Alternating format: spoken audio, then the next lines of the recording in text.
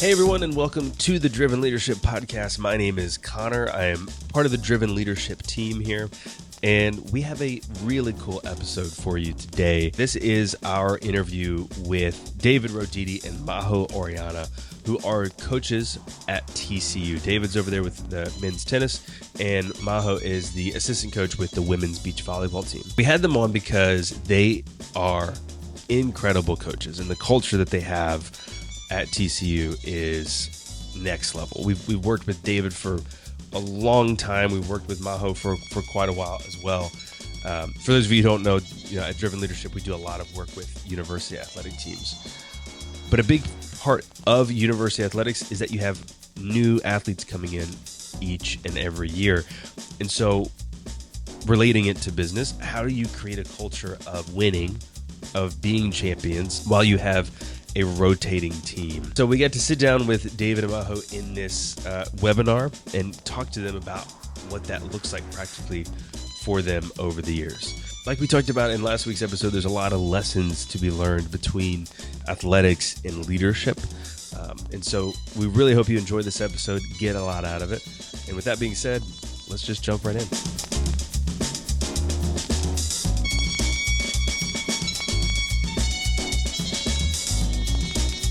First and foremost, I am so freaking excited. We love doing our webinars, and we're doing a little bit of a different format today. We wanted to bring in guests, and you guys are in for a treat. Yeah. We're looking at what it really means to create champion cultures and to have the best examples of what it means to create a champion culture. We've had the opportunity to know David and Majo for a very long time. David and I go back from like 2005. But, so for those of you who know college athletics, and it's not about college athletics because this has a direct correlation to business as well. College athletics constantly changes. Every season they lose their top, some of their key performers. They bring in new players with new personalities, from everything now with NIL to the transfer portal to God knows what's happening, injuries, changes. It is always about how do you constantly shift with change. And these two people, they have sustained culture year after year after year. And it's not about being perfect. It's about truly understanding what it means. So when you look at David, just want to throw it out because David, holy shit, David. He started at TCU in 2010. That's his alma mater. He actually played there. They weren't even a national contender. And he took that program, and David will never take it in by himself. It's him and Devin, him and other coaching staff, to winning conference championships back, NCAAs. So in the last 3 seasons, they did Final Four. They won their first NCAA national championship. And then last year they went in, and it was a rebuilding year with injuries, to a runner-up, NCAA national runner-up. And you talk about consistency, and it is year after year after year after year. He had 4 of his guys playing in Wimbledon this past couple weeks. And you have Majo, who, oh my gosh, you talk about just this incredible international athlete who went into coaching, who is now a high-performance business coach that actually helps now athletes. But she helped coach TCU's beach volleyball to their first NCAA championship while helping coach Olympians. Danny and Tanya took it into the quarterfinals in the Olympics. And when I say these two people, you have no idea who you're sitting in front of. Greatness. And at the same time, humility. So even though we're talking about what it really means to have that champion mindset and that culture, this applies to everything in life. Business, leading teams, leading yourself. And we were talking before we got in here. When I met David, he was with the ITA. I had black hair. Eric had hair, and it just transferred to his chin. But you're going to learn some really good things from these people. We're going to open up to the end with Q&A. So absolutely, if you have questions for them, keep that in mind, or you can put that in the chat. But David and Majo, I just want to say thank you. So thank you, thank you, thank you for just being who you are and for being here on this webinar. Yeah. Thank you. Thank you, Thank you. Mary and Eric. It's great to be here. Hello, everybody. I don't know about everything that you said, but we'll go from here. It's been a good run. Yeah, we're excited to be here, and you guys have been huge part of our results. So, man, it's all about teamwork, right? It is. Well, that's what I say. The both of you, you're so humble. And when I think about championship cultures or champion cultures, it is never truly one person. You have to have a vision, but then you actually have to come alongside and have people with you in your corner that get it so that you can spread that through. So when you think about a championship culture, how would you define that? I would say it's like a group of people coming together in a group where you understand who you are within that group, you understand your role, and you're willing to give everything that you have to make this group better. When I say understanding your role, it's a lot of that internal work on who you are, what are your strengths, what are your weaknesses, and where do you fit best to get that team, get that group, to get that business, not only to the ultimate goal that is to win a championship or to I don't know, generate revenue or whatever, but just to grow as individuals and create a bigger impact in life, and making sure that the experience while they're there is one of the best experiences they ever had in their life. And that's what we really liked to do when we were coaching college athletics, right? How can we make this experience just challenging, hard, but amazing? I would say that. Yeah, I agree with what Majo said. I would add that the culture part, there's sort of a underlying foundation based on very clear values and uncompromisable values where it all starts from, and then every year you adjust here and there, but those core values, everybody knows, whether in our world it would be all the coaches, the strength and conditioning coach, our trainer, our nutritionist, the person working the front desk. We're all very aware of what we're not willing to compromise, and then the whole part about the roles, that's where it all comes in. But I do feel there is an undercurrent of based on values and standards. To say values and standards, I think. Yeah. I wanted to connect here. So first off, our whole audience may not know this. They are a couple, just so everybody knows. That's why they're sitting so close to each other. But the good point. And the reason I'm saying that is because it's a pretty amazing dynamic that you two bring to the table. So David's coaching style is probably, if I could say, one of the most unique coaching styles I've ever seen. I mean, he's extremely charismatic. They've changed the rules of tennis in college a little bit around him. And he's just got this ability, this charisma to work with a team and create something pretty amazing. And then Majo is this expert within the mental side of things. She gets in with players, deeply understands, coaches, and really helps them unlock their biggest performance and who they are and what makes it happen. And I guess where I'm going with this is I'm connecting this because we got a lot of business people on here, is connecting it into business, is going, we all have different skill sets and talents that we bring to the table, and they're all important. They all build a great team. And a lot of times, because we're talking about culture, it's this kind of squishy thing. It's hard to get our hands around. So that's why we're asking, how do we define it? But I'm curious in that definition. Okay, so you've got every year, would you say you have your values, you have what you bring to the table, you're steering the ship, you're doing all those things. is every year the team that you're working with, do you apply the same? Do you coach the same? Do you work with it the same? Is the culture the same? Or does it shift with each player each season? And what causes that shift? How do you work through that? I'll go first. No, every team, every year, every team is different. You guys come in and out.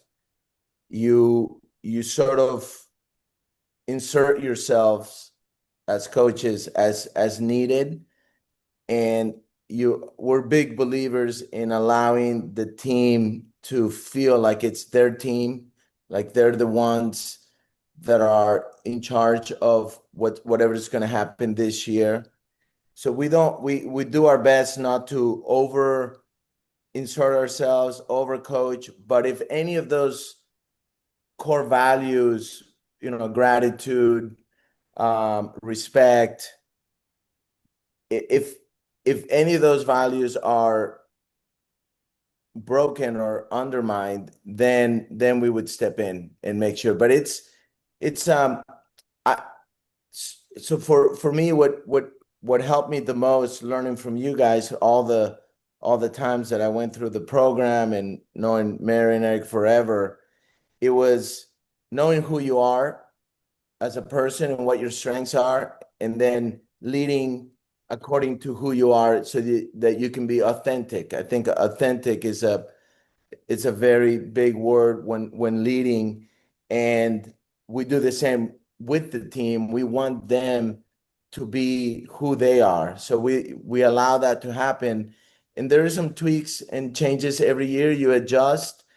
The year we won it in 2024, I felt like we compromised, not our values necessarily, but we compromised quite a bit, because we knew that if we were gonna attack those issues, it could destroy the team for that season, that it would take too long to rebuild. So we just sort of contained it in a way. We had two guys that were very difficult, but we also knew that those two guys is who we needed on game day, when the chips were down and the pressure was on. Those two guys that were the biggest pain in the butts in a certain way, that's who it came down to, and that's who delivered the championship. So, maybe 10 years from now or years later, we look back and we say, you know what, we compromised too much to win that national championship, and it hurt our program. So far, it hasn't. So that was one of the lessons that I learned that year, is that if there's certain, you got to be flexible and go with it. It doesn't have to be perfect, like you said, Mary. Yeah. So, within that, because we had talked, I remember we got to work with the team the year afterwards, and the rest of the team was saying we understood, but they were so strong. So even though there was a couple of different players, the entire team still supported your vision in where you were going. Yes, it wasn't. I guess that's a very important point to make, that it wasn't hurting the team. Everybody understood that these two guys, they're not going to be the best at practice. They're not going to practice as much as the rest of the team. They're not going to do the little things the way that we would ideally want them to do, the way they eat, the way they sleep, maybe going out more than you would ideally want. But they also understood that on game day, those guys would be all in, and they were still, it's not like they just showed up on game day, but you know what I mean, that their standards on a daily basis. And it's almost like we all understood, players and coaches, that there was only so much you could change that within one season, and it was going to take a lot longer for them to come around. And one of them ended up transferring, and now that he just finished his senior year, I did notice that he did mature and did some things differently and better. It was just, he was a freshman, so that's kind of what I'm referring. But yeah, there was no issues in the locker room because of those things that we were compromising. It wasn't hurting the overall. It was just something that almost wasn't going to be perfect no matter how you did it. Yeah. They were too strong of a personality, and yeah. It is true. Every year is you have a different team, right? So that's the beauty of it, and where you kind of like start putting the pieces together as your leaders change, right? Some graduate, so you have new leaders, and it's their time to step up, and it's hard, and you're coaching them to lead, but at the same time, I think like we as coaches change as well, and understanding that with the team we're changing and with the team we're growing, and also that you're not setting your own ways, you're molding towards what your team needs. And for me specifically, one of the best things was just validating and listening, and having the girls, like coaching girls and guys is a little bit different, right? And we had a bigger team as well. So just like managing a big team and listening, validating, like holding them accountable, and for them to understand that accountability is love, and you're tough on them because this and that, but not trying to make them be someone else that they're not. So that's where you as a coach, you mold to what you have that year, and say like, this year, I maybe just step out a little bit more and let them lead. There's other years that you're like more immersed and more like more of a coach driven team. Other years more an athlete driven team. So I think just like that awareness of how much you have to input. For example, like the year that we won it too, towards the postseason, for me, it was just like, I'm gonna just step out. Mm-hmm. And that was one of the hardest things, because you're like, you guys know me, and for me, like I'm like all in, and I want to, like just give and work hard. And that was the year, is like, they have it, they got it, they're ready. Just let them. Yeah. And I think that was huge. And understanding where your team is at every year is one of the hardest but most beautiful things of leading a group, I think. I would actually like to go back to the beginning, because whether you're coaching a team or you're starting a business or you're managing, it all starts with a vision. So knowing David, when he came into TCU, you got to inherit a culture that was already there. How did you create the culture that you wanted? How did you get clear on your vision? And then how did your values start to truly immerse to where they were just non-negotiable? Yes. So the hard part, that first year when we came in, we were ranked about 50. We had a lot of seniors, so they were pretty set in their ways. So you kind of I wanted them. I wasn't overly concerned about what we did that year necessarily, results wise, but start implementing the new vision, and also at the same time understand that they've been doing it a certain way in a year. So there was just an understanding of which battles can you pick. And then the good part is that so many seniors that we brought in. We only have 10 guys on the team. We brought in 9 guys that first year. Wow. So that was the beginning for that second year, and that was the beginning of growing. And then it was really when that group grew up to being seniors, and then Devin came in, and then a bunch of really good tennis players also joined as freshmen, where everything came together, and we started having success or much better results. It took about 5 years. Somebody told me it's going to take you 5 years. It took exactly 5 years to change all that. And getting Devin was a huge addition to the program. And I knew Devin. He's like an older brother, kind of a mentor in a way. We had some challenges, as you know, him being my mentor, yet I'm the head coach, his assistant, but he's the one that implemented the culture part, the tennis part, the everyday part. And I know, based on your program, what I was good at and what I can bring to the table, and what he was good at. And so I just allowing him to basically take full control of that part of the program was the best thing. And it was really hard to let go everything and let him just control it. And we've been together 11 years, and last year was our best year together as far as getting along. So a lot of work and a lot of phone calls with you guys, especially in the beginning.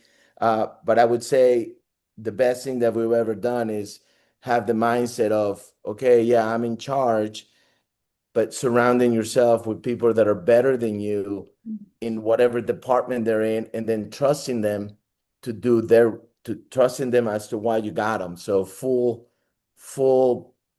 give up full control and let them do what they do so that they can sort of shine within their field.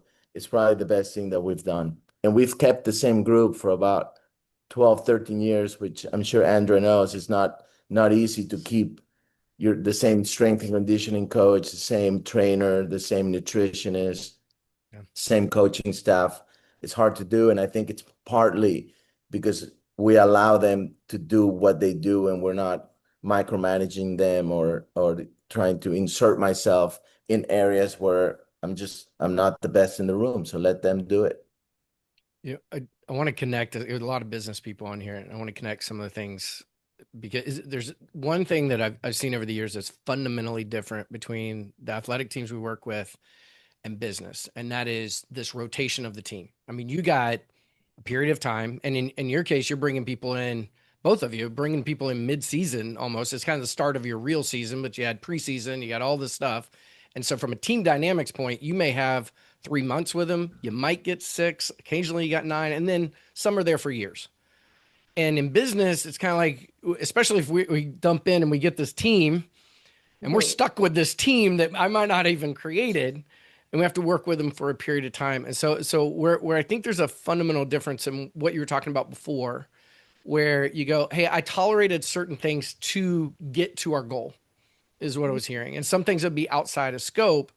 That might be a little bit different in business, because we're having to tolerate when we've got, we got to take action on behavior and things of that nature, because it's a much longer game. When it's a short term, there's different tolerations that you go through. I want to distinguish that, because I think that is a big difference in business, is that if we don't take action and we don't hold to it, then it becomes a cancer on the long term. But on the on the other side, and I want to make, by the way, Majo, the TCU team that won the national title with Majo, is it the first ever that was not UCLA or USC, basically? Is that right? Yeah, the first one that was not a California school, correct? Okay, so it's beach volleyball, which is a different conferences, different ways they work it, and literally no one's ever won this except for 2 schools. Because if you think about it, you're gonna go beach volleyball, I'm gonna go to UCLA, or I'm gonna go to USC, right? It's beach. I'm gonna go there. They recruited national champions, European champions, Olympians to come in the middle of Texas in the heat, where they didn't even have a full facility. They got 2 volleyball courts. And no beach. Well, they got more than 2, but you get what I'm saying. No beach. And they go win a national title. And it's I can't even tell you how remarkable it is what they put together. But to what Majo was saying is, she's going, okay, I've got leaders. I got people that have been there. I've got national title holders. I've got a lot of seniors. I've got all this stuff. She can pull back. And then in other situations, we got to press forward. How do you determine that? Do you just kind of intrinsically know it? Do you develop leaders so that you don't have to, so you can pull back? Like, how do you guys do that? You have to know your players. You have to know who you're bringing. And at the same time, you have to know yourself too.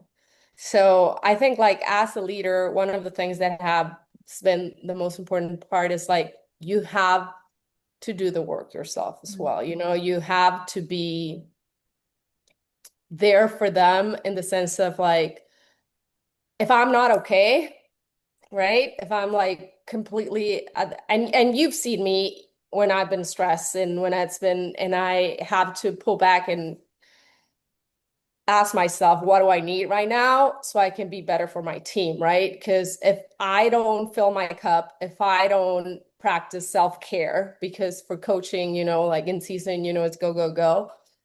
I'm not going to be able to pick up on those things that the team needs or what the team needs from me. I'm going to be in fight or flight and just trying to fix problems that maybe they're not even there because I'm not even aware. And that happened to me a couple of times, that I'm like, I thought there was this big problem. There was no problem.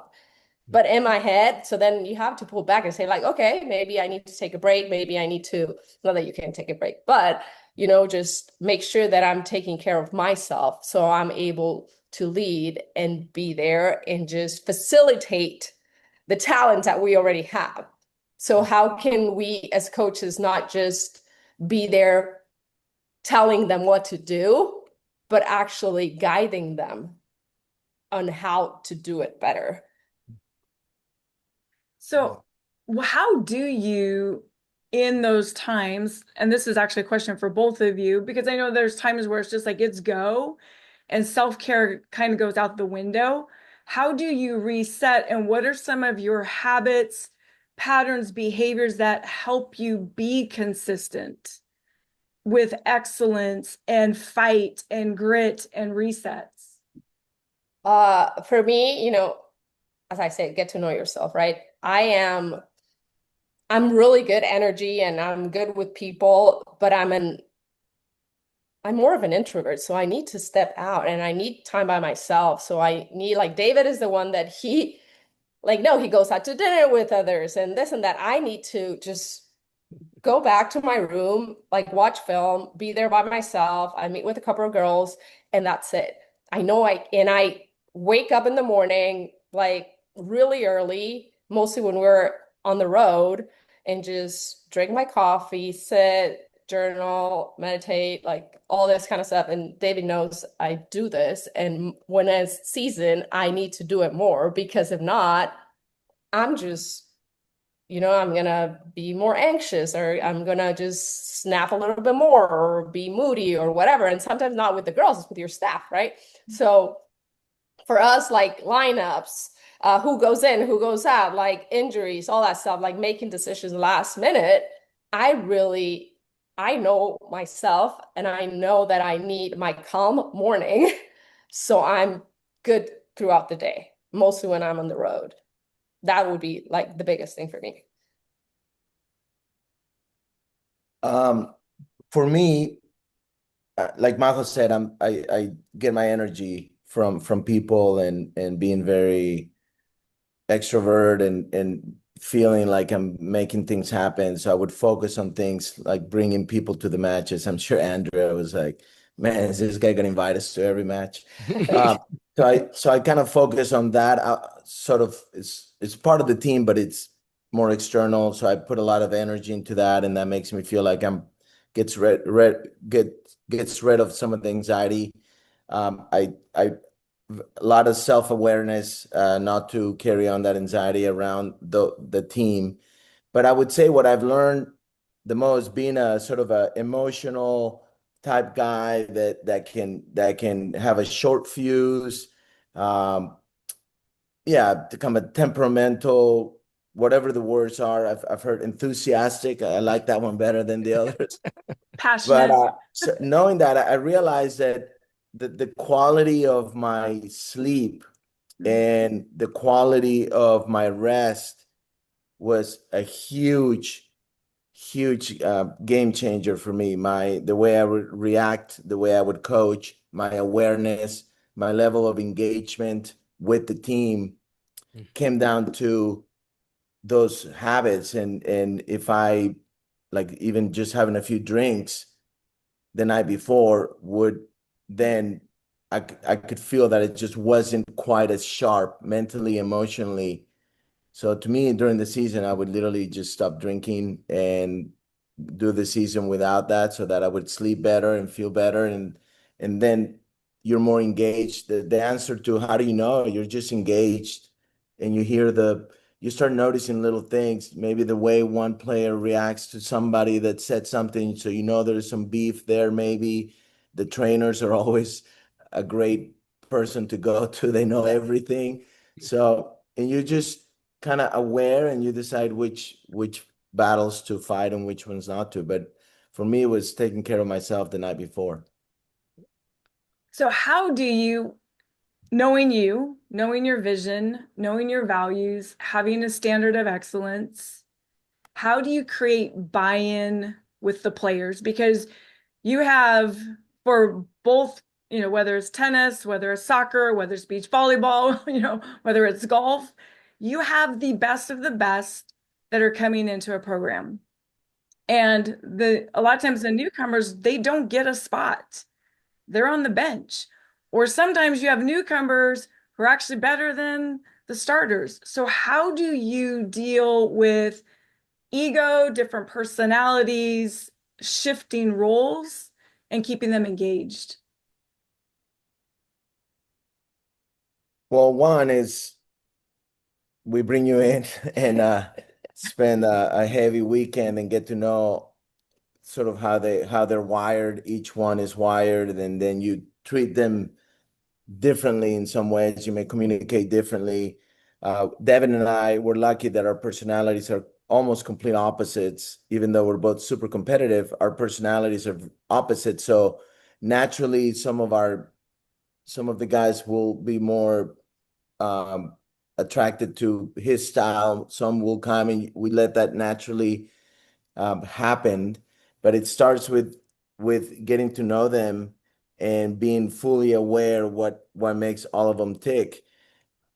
Also, in the beginning, I feel we got very lucky that group that hadn't had the success, they just wanted to feel relevant. So bringing people to the matches, that was for them, that was a win. Just feeling a little bit better about the team on campus, that was important. So we did that, and then it was to get them to buy into that TCU could be better than top 50, and we're lucky that those players bought into the whole development theory that you can be a professional tennis player and go through college, which at the time it wasn't really that common. And it was not until it was actually starting to happen that now, 11 years after that switch, it's a lot easier because now they come to a program that is established and they see all these players coming out. So it's much different now to get them to buy into certain parts of it than it was in the beginning when we needed them to buy into this vision. And we would just talk about it all the time, over and over and over, about the dreams, about the vision, what we imagine the team can be, and why not us. There was a lot of talk, a lot of imagining. I remember, from you, Mary, literally having them visualize having success before there wasn't any success, just visualizing holding the trophy and how you're going to celebrate if you win the national championship. And it was this thing out there that we were sort of searching for, and it took a long time, but it became a reality. Now it's different, that they see it on a daily basis. So it's different challenges. I just have to, I am so freaking emotional. So when I say David and I have gone back, I actually am wearing one of his championship pendants, the very first one, and to see the vision and the belief and the fight, and it is day after day, it is year after year, and it's and this is for everyone. We have a dream and we go after it, and we have highs and lows, and sometimes you want to quit, and sometimes imposter syndrome shows up, but you don't stop. You get back up and you do it again, and you get back up and you do it again. And I'm just so freaking proud. So proud. Thanks. Yeah. It's not a webinar with Mary on it unless she's crying or somebody else is. So it's just the way this works. But, Yeah, and then I know Majo, right? Majo comes in, and so David's like, nope, Majo's got to go to Bold. And Majo's just like fire and feisty and passionate. I'm like, oh yes, they're going to come, because who we surround ourselves, even though we have differences, you have to be aligned with values. Otherwise, it doesn't work. And you have this hunger too. It's just like, how do we make beach volleyball elite? And to see you always being able to do that work, and you are that deep thinker, and to watch the progression of your dream and your passion through everything. So the same question goes back to you. How did you create this? I think we both come from similar backgrounds of being undersized from, She means height. Okay. yes, height. And undersized and from, like different countries, right? And creating an impact on a country that is not yours. Like I'm from Guatemala, so and even being from Guatemala, I was always the shortest, and I knew I had to outwork everyone else. And I knew I had to prove myself every day on the court, right? And that makes you feisty, that makes people don't like you, and they makes people love you too. So and then coming to the United States as a coach, as a player, and then a college coach, I've always been just driven by standards and excellence and just like respect, trust, love, all that kind of stuff. And just being consistent with it, not only on the court, but in my life overall, has been really hard. Because as you said, Mary, imposter syndrome every day of my life. Every day of my life. Like, I'm like, what am I doing? Who am I? Like, I still go to clinics and I am sharing a court with like a coach that I don't know is ranked 100 in the nation, and I still feel that he's better than me in some way, right? So I think that hunger for learning and just transmitting that to your players in how you have to show up every day and try to be as consistent as possible. And me as a coach, whenever I'm not feeling it, how can I show up consistently so they can see me and they trust me because they know what they get from me. Most of my players, super scared of me. They're like, text coming from Majo, freaking out. But then they also knew that if they needed something, I will be there 100%, like care, love them and everything.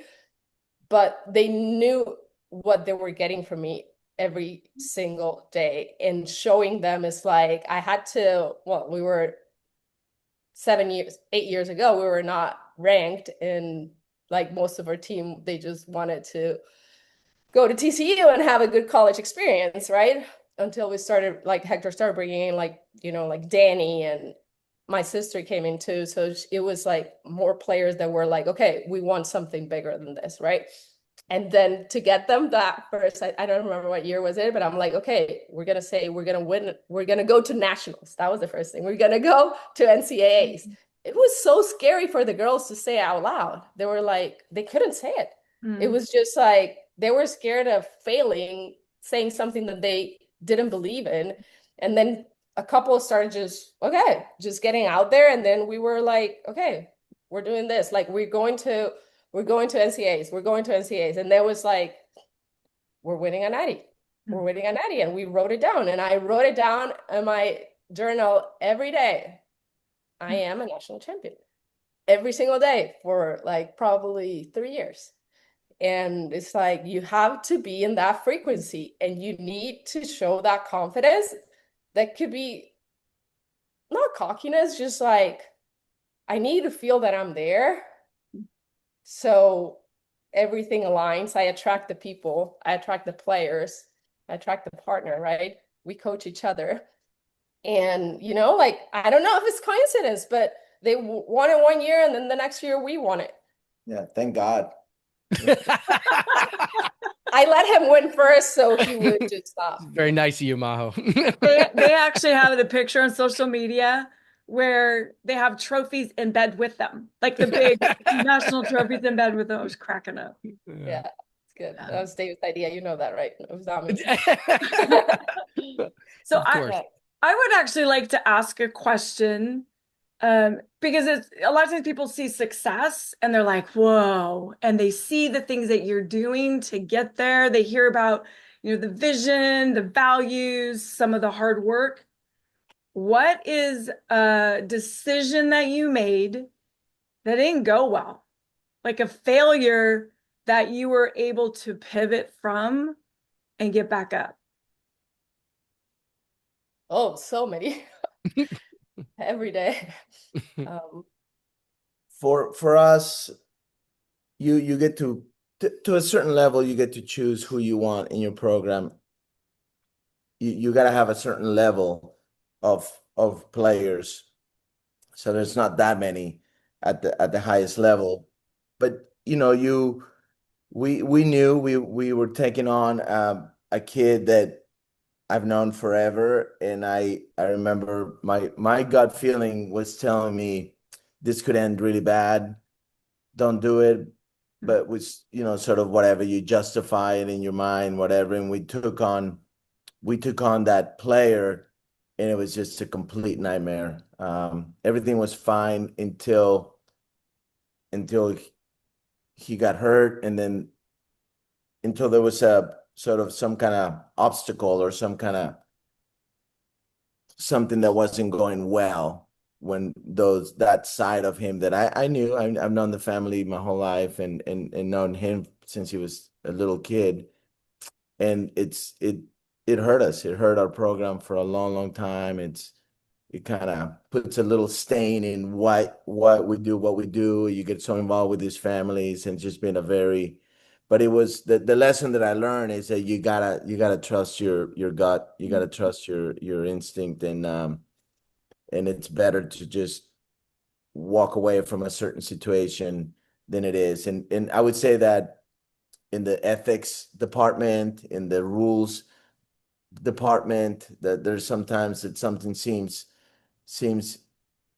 like a shortcut type thing and get to a certain point faster. It always ends up hurting you in the end and in the long term. Yeah. I think the same, that gut instinct of, should you let this slide or adapt it to a certain player so it's not a big deal at the moment? And then that happened to us with one player. It was not, well, we made the decision to let it, adapt it and make it work. And then at the end, it just became not good, parents involved, and then almost like, loss. You know how college athletics, you walk on eggshells, or working with minors as well, right? So you have to be very careful on what you say, how you say it, follow through, that kind of stuff, right? So you still can adapt to the situation, but I think like that gut feeling of knowing who you're dealing with, it's very important.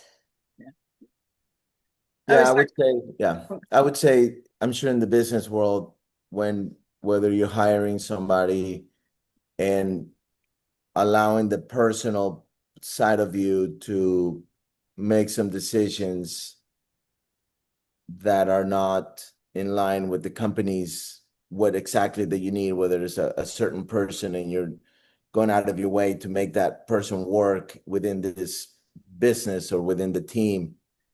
And it always, when it's not the right person, it's just, I wish this one time I would have just said no from the beginning. And yeah, it's not pleasant.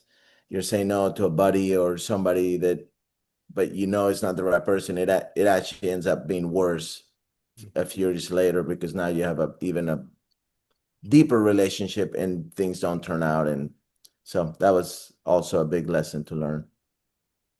Yeah, I always say our knower knows. we know. So I had somebody send in a question, and they're going, so you've got a culture of a team, and you need to change it, but you don't want to change the whole team. How do you, especially you're in season, how do you shift that culture? So first, you can't change the team, even if you want. You're stuck. You've got what you got. Yeah, you have what you have.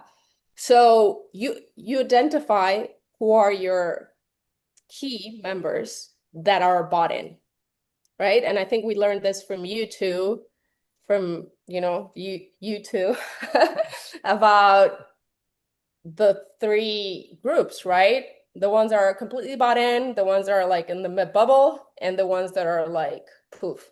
Yeah. Sometimes in my case, I used to focus on a lot of this ones, trying to convert them, right? And that was a lot of stress. And it took a lot of energy from the ones that were bought in, right? So focusing on the top ones, identifying them, supporting them or being better leaders, and then on that bubble. And then the other ones, they're going to fall at some point, or they're going to buy in. Who knows? But just let it go and trust that your team is strong enough. At least those core players are strong enough, and your staff, that you're going to make it through, right? And that nothing lasts forever. Next year, some of them are going to be gone. Some of them are going to graduate. So you just need to still hold them accountable and, have your standards clear, but not dwell too much on that bottom of the group. Love it. Well, I love the bottom group is called the poof. The poof. I'm gonna start training that. Yeah. That's good. I like it. What do you think that, whether it's coaches or leaders, business leaders, need to stop tolerating, that will help? When they stop tolerating, it will help them build a stronger culture. What they need to stop tolerating, I think, being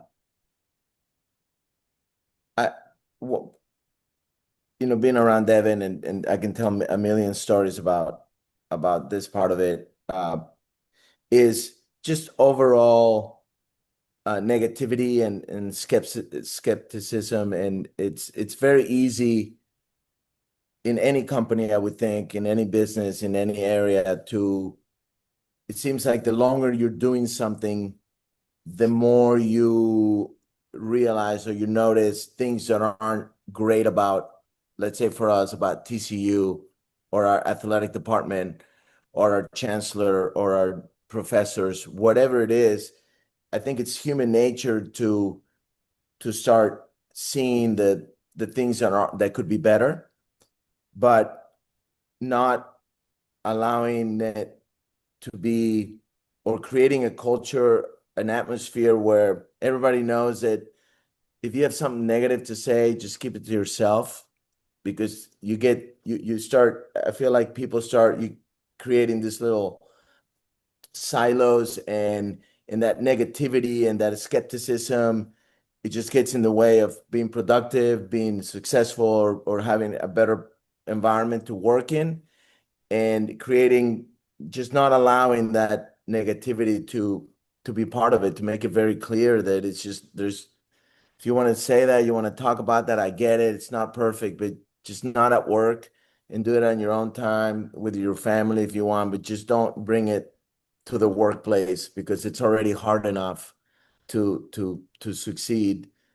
We don't need to also overcome your negativity, because I think it's human nature to be contagious when it comes to that. Did that answer your question? Yeah. Yeah, I agree 100% with that. And, just like that locker room chit chat, they need to just not make it bigger, right? So if somebody comes in and complains about something, yeah, you can validate it. And then it's like, don't feed the wolf, right?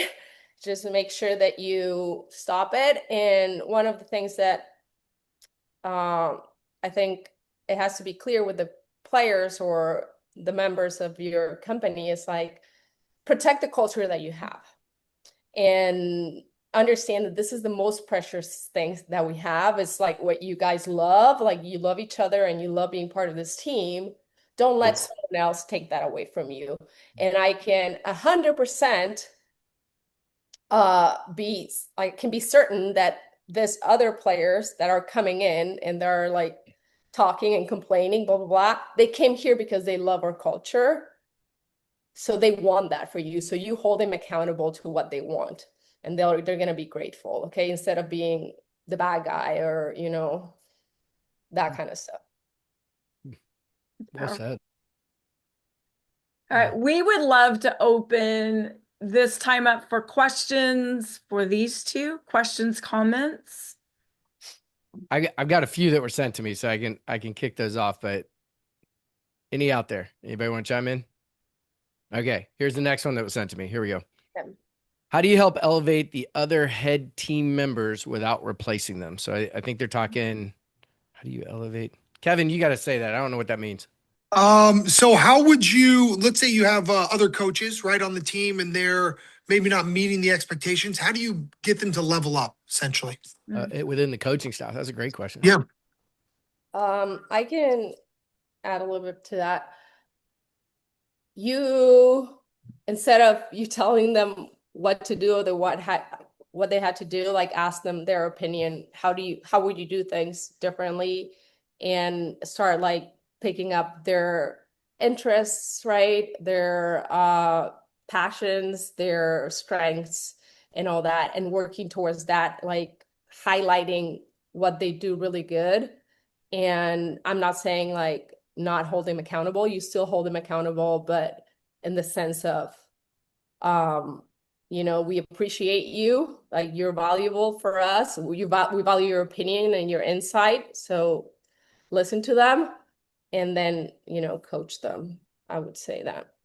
Yeah, well, you send them to Bold. True.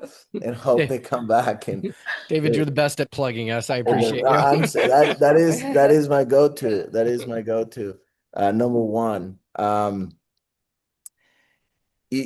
You also, as a partner or leader or boss or whatever, you want to make sure that you're setting them up for success and making sure that they are in a space where they get to use their strengths. And it might be that their strengths aren't where their responsibilities are, and that's gonna be tough. That's gonna be hard to get somebody to be somebody that they're not.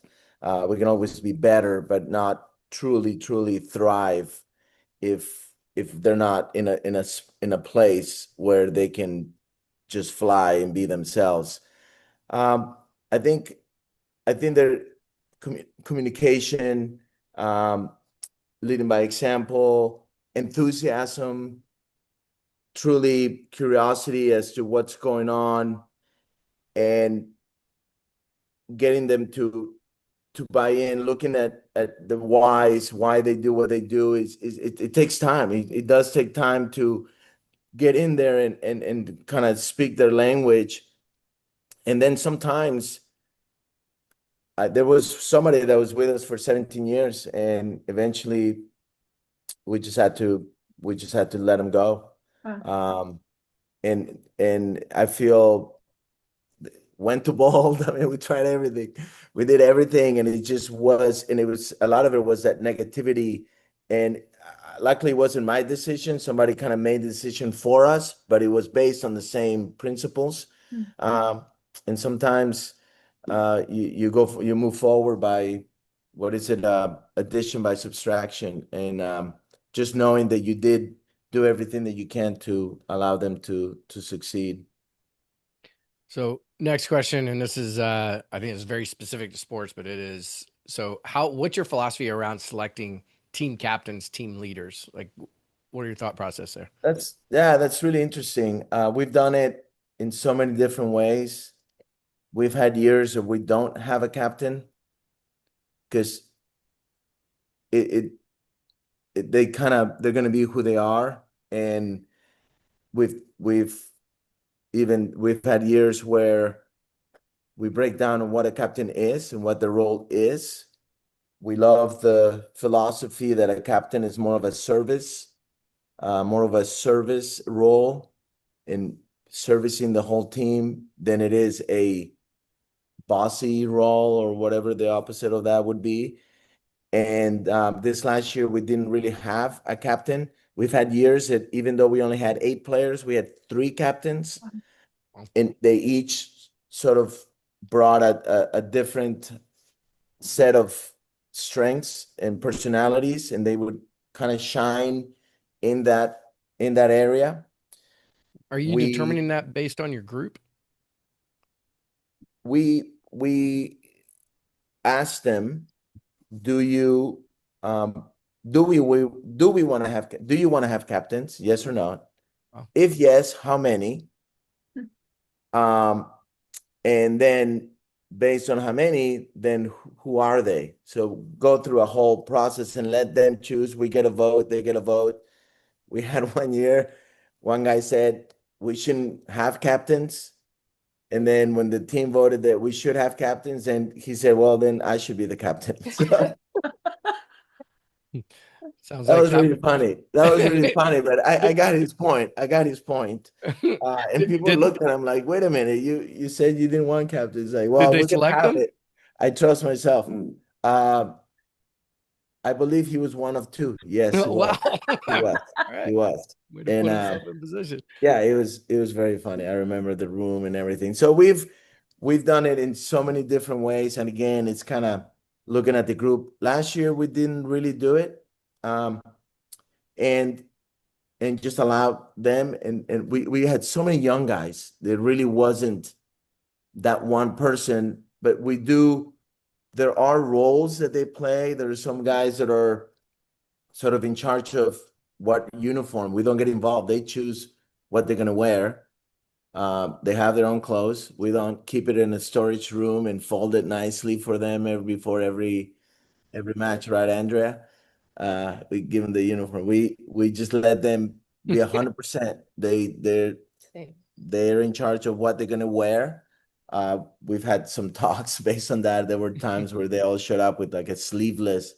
We're like, I don't know if that's okay. But anyways, so they will the team, they know who they are, and they will select the person that's best suited to play a certain role.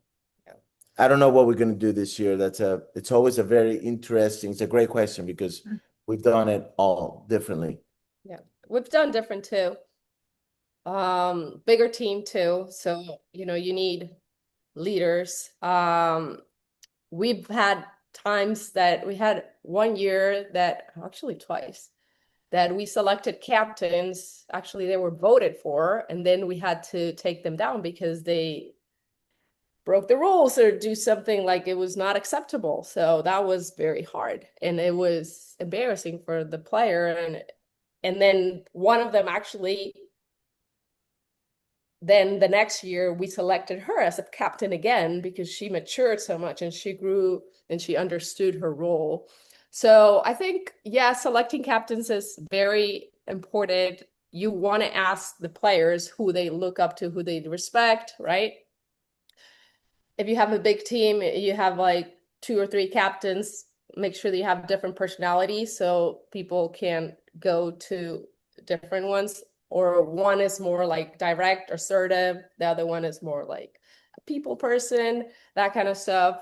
Understand the roles that your team needs and their strengths as well. And the most important thing, I think, is just support them 100%, because the worst thing that you can do is like you give power to your captains and then as a coach, you don't back them up. Or you're like, they come to you to tell you for support and you just like, let them take care of it. Yes, you want to empower them and you want them to lead their team, but at the same time, you need to show up for them 100%. I think that's huge.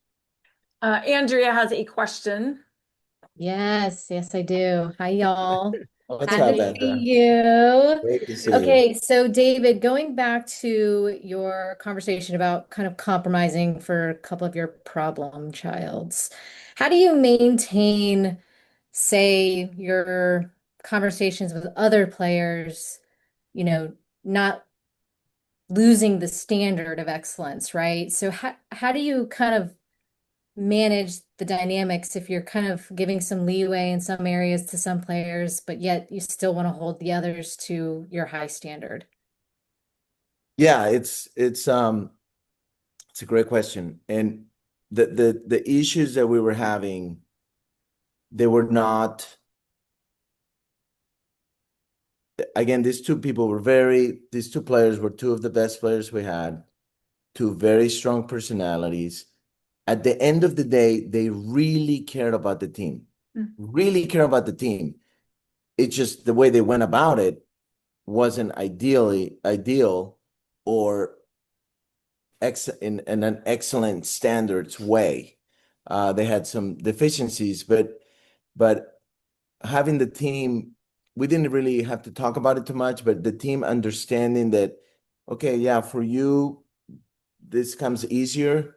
For them, if we can just get them to go from terrible to not so terrible, it's already a win. And make it and be very real about it. It's almost like there's no pretending, there's no avoiding it. You have conversations, private conversations with the others, and say, look, we're working on it. He's just that far away from where you're at.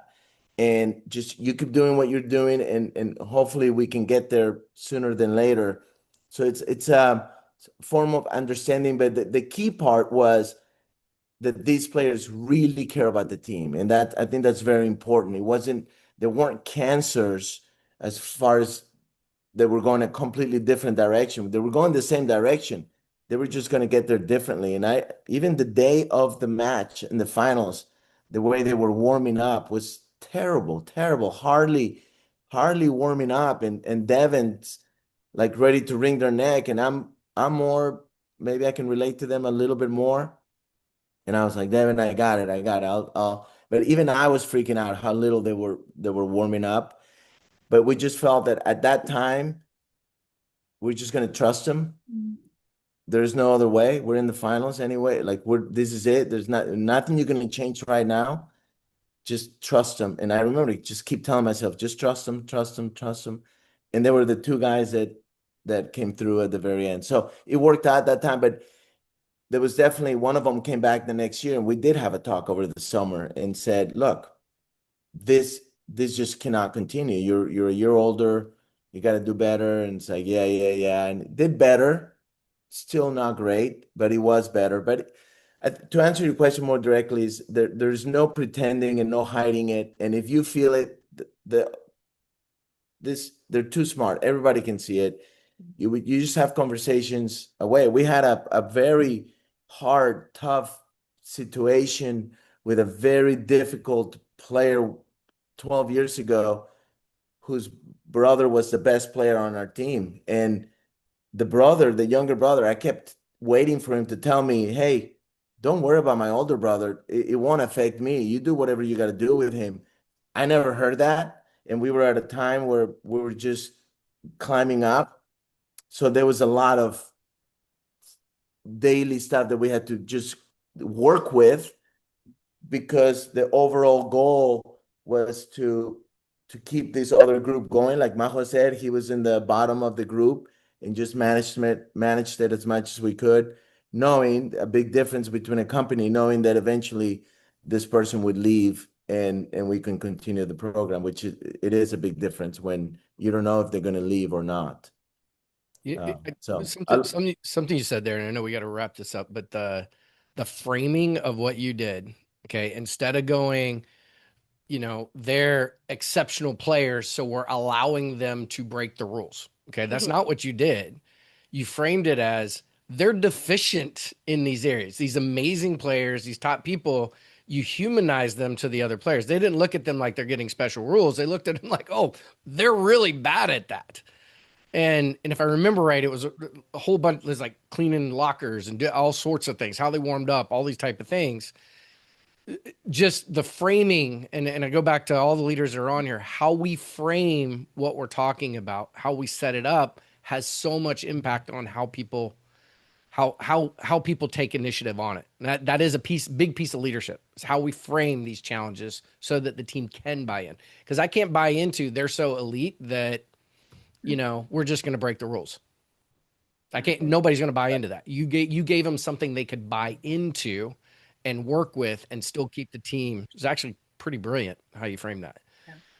So I know we got to wrap this up, and I feel like honestly we could do this all day. I love this. Love the two of you, and just from us to you, thank you, and everybody on here. Thank you for coming out. Thank you for doing this.